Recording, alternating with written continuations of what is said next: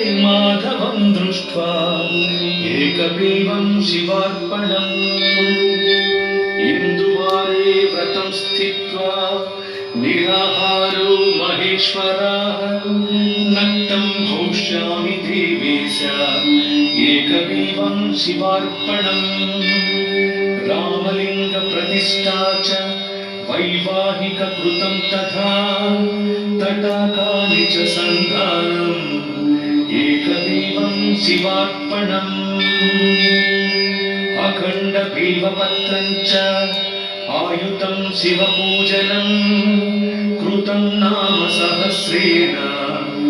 एकबिल्वं शिवार्पणम्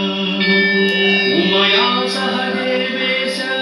नन्दिवाहनमेव च भस्मलेपन सर्वाङ्गम् एकबिल्वं शिवार्पणम् सालग्रामेषु विप्राणां तटाकं दशकूपयोः यज्ञकोटिसहस्रपणम् दन्तिकोटिसहस्रेषु अश्वमेधशतकृतौ कोटिकन्यामहादानम् एकबिल्वं शिवार्पणम् बिल्वाणां दर्शनं पुण्यम्